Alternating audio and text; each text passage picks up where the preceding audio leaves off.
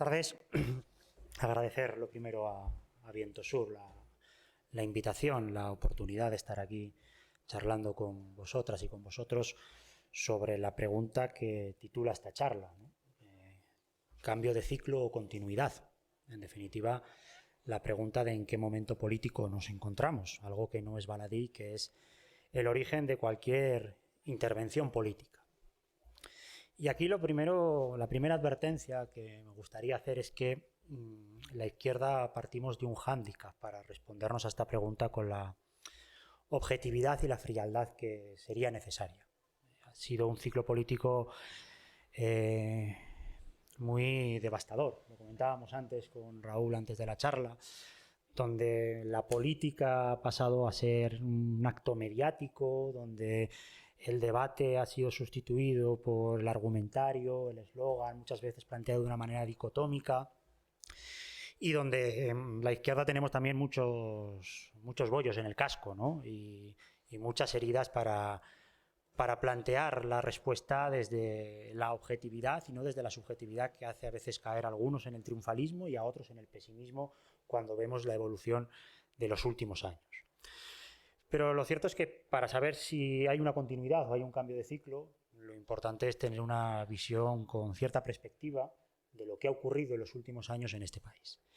Y yo creo que ahí, dado también la limitación del tiempo, a mí me gustaría poner el inicio de hace 15 años, de la crisis financiera. De hecho, si recordáis, en esta época, en el otoño del 2008, se iniciaba la crisis financiera.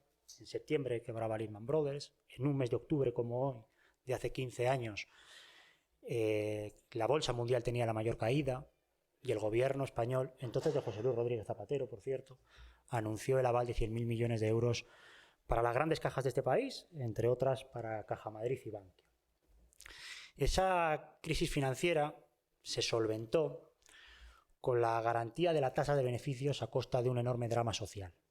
Lo recordáis, no creo que hace falta explicarlo: paros, desahucios, recortes. Y esa acumulación de drama social tan honda y tan amplia en capas de la población llevó a determinar por parte de la izquierda que nos estábamos situando en una crisis de régimen. La respuesta que nos dábamos hace 15 años a la pregunta que titula la charla es que estábamos viviendo un cambio de ciclo y una crisis de régimen.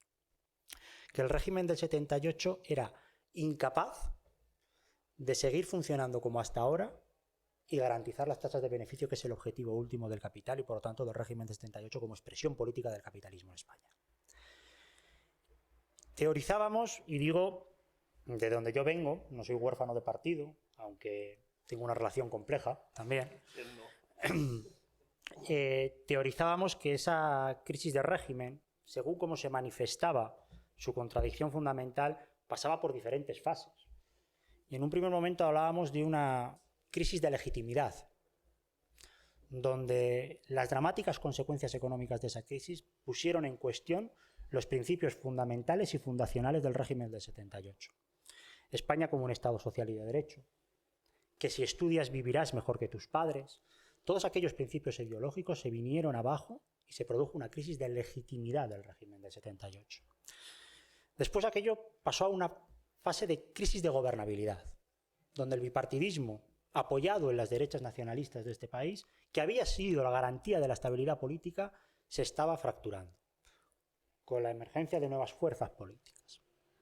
Y llegábamos a decir también que en ocasiones había una fase de crisis de territorialidad, sobre todo con el referéndum del 1 de octubre en Cataluña, donde se había expresado el problema territorial de una manera que no era consentida por el régimen del 78, que era la de la votación en una urna. Pero decíamos algo más. Decíamos sobre este presente, sobre el futuro hace 15 años, de que había tres salidas a esa crisis de régimen. La salida autoritaria, la salida de aumentar la represión e institucionalizar los recortes y la austeridad, la salida reformista, lampedusiana, de cambiarlo todo para no cambiar nada de los pilares fundamentales del régimen del 78, y la salida rupturista, que es por la que apostábamos nosotros, de avanzar en la construcción de poder popular y de un proceso constituyente que superara políticamente el régimen del 78. Pues bien, si hoy analizamos someramente la realidad, es verdad que esto se parece más a una salida reformista que a una salida rupturista que nosotros nos planteábamos. Hay que reconocerlo.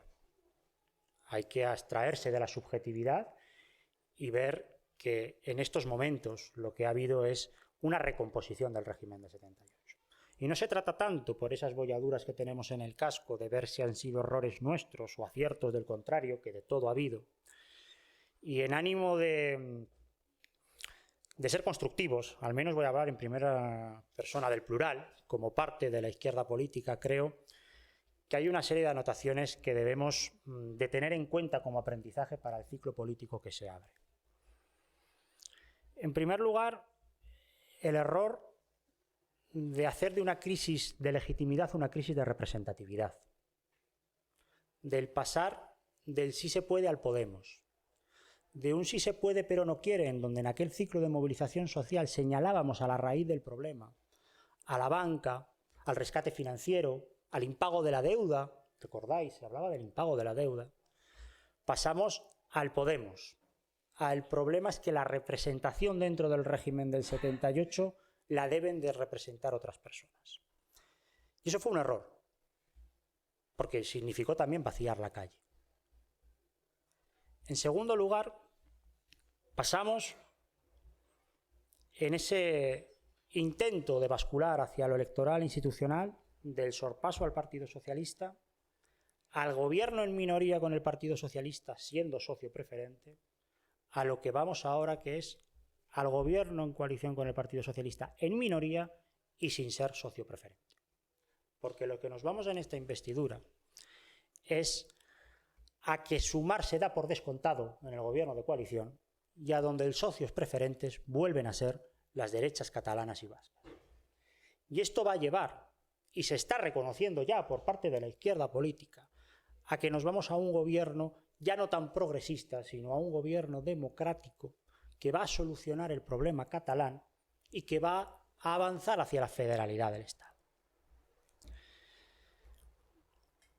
Y en este asunto, lo que hay que recordar es que eso vuelve a hacer que el problema territorial no se solucione desde las bases democráticas, que es con el ejercicio del derecho a autodeterminación, sino que el problema catalán se va a resolver con una ley de punto final, que veremos hasta dónde llega, como bien ha dicho Raúl, e insertando otra vez a la derecha catalana y a la derecha vasca en la gobernabilidad del Estado con un papel determinante. Y eso es volver, en gran parte, a lo que ha sido el sustento político del régimen de 78 en los últimos 40 años. Y aquí la izquierda política tenemos que hacer una reflexión. Ante la pregunta de si estamos en un cambio de ciclo, es cierto, estamos en un cambio de ciclo en tanto en cuanto se ha cerrado la ventana de oportunidad de la crisis de régimen y las condiciones objetivas que permitían planificar una salida rupturista y de superación del régimen del 78. Hay un cambio de ciclo, es verdad. Se puede decir que hemos vuelto a una realidad más parecida a la de los principios de los años 2000 que a la que vivíamos hace 10 años. Y ahí el problema fundamental es que la crisis de régimen se ha cerrado con nosotros dentro. Ese es el problema que tenemos ahora mismo en la izquierda política. No volvemos a principios de los años 2000. Nunca se vuelve al mismo punto con las mismas condiciones en la historia. Siempre se vuelve con condiciones distintas y es verdad, ahora las condiciones son mucho más complejas y mucho más distintas para la izquierda política. Y esto, el problema, y lo comentabais también en todos los temas que van atravesando la charla, no se hace este cierre de la crisis de régimen con nosotros dentro en una burbuja. Se hace en una realidad cambiante, donde se agudizan las contradicciones. Y hay una fundamental, y lo comentabais con el tema de Palestina, es la contradicción mundial, geoestratégica, entre el imperialismo y el antiimperialismo.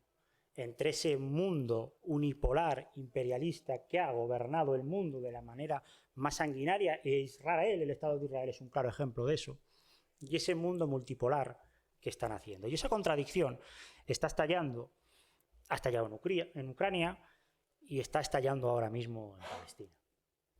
Y además lo está haciendo de una manera que no voy a recrear también, Raúl lo ha comentado, dramática. Y ahí la izquierda política, y yo lo comparto, tiene que tener algunas líneas rojas. La izquierda política no puede plantear al mundo que nuestro único plan es el cogobierno permanente con el Partido Socialista. Y más aún cuando el gobierno de España está teniendo posiciones no solo en Palestina, no solo en Ucrania, recordar el Sáhara y recordar que este gobierno entró reconociendo a Guaidó y que las posiciones en política internacional son ya insostenibles. Que no se puede mirar para otro lado cuando el gobierno español está no solo mirando a otro lado también, sino siendo cómplice del genocidio y de la limpieza étnica que se está dando en la franja de Cisjordania. No se puede decir que nuestro único plan es estar en este gobierno, un gobierno que mira para otro lado y donde, por cierto, si recordáis el martes, Sumar propuso a las 10 de la mañana que el acuerdo de gobierno tenía que reconocer al Estado palestino, que no es suficiente, pero es que a las 11 salió el Partido Socialista diciendo que no va a ser. A la hora siguiente salió diciendo que no iba a ser. Lo digo también para la relación que tenemos de socio. Cuando los catalanes piden la amnistía y el referéndum, Pedro Sánchez baila entre dos aguas y, si recordáis, no habla de amnistía y referéndum. Cuando salió Sumar diciendo que se reconocía el Estado palestino, se dijo que no, que nuestra posición la marca Europa. La Europa de la señora von der Leyen y la Europa que esta misma mañana ha impedido a un eurodiputado español, el camarada Manu Pineda, intervenir en el Parlamento Europeo con un pañuelo palestino. Esa es la Unión Europea que está marcando la política militar en el Estado español. Y esto tiene consecuencias, y se decía, consecuencias también en la realidad nacional, en la realidad doméstica. La contradicción y la crisis que se está desatando a nivel internacional está agravando una crisis de inflación. Este cierre de la crisis de régimen con nosotros dentro se está dando cuando el litro de gasolina está a 2 euros, el de aceite a 10 y los alquileres en ciudades como esta han aumentado un 70% en los últimos 10 años, compañeros y compañeras. Y hay 2,7 millones de parados. Y otros tantos millones sujetados en el salario mínimo interprofesional que no llega. Y lo que no puede hacer la izquierda política, porque este gobierno lo que está haciendo es quitar incluso esas ayudas que en un primer momento eran paliativas, aunque a largo plazo sabíamos que eran regresivas, como el tema del IVA, como el tema de la ayuda a la gasolina, las están quitando y lo que están diciendo es: pueblo español, lo estás pasando mal, lo vas a pasar peor, el gobierno del que yo formo parte no va a hacer nada para cambiarlo. Ese mensaje es desolador. Y por lo tanto, una de las primeras lecciones, y yo lo comparto, lo ha comentado algún compañero más, es que la izquierda política tenemos que salir de esta rueda de hámster de tener como único plan el cogobierno permanente con el Partido Socialista. Porque además es mentira que es la manera de frenar a la ultraderecha en las instituciones. No es verdad. A Vox, para frenar a Vox, que es una de las expresiones de la ultraderecha, no hace falta entrar a gobernar con el Partido Socialista. Pero sí que hace falta, para frenar al resto de expresiones de la ultraderecha en la calle, tener un discurso más seductor, más persuasivo que el que estamos teniendo ahora mismo.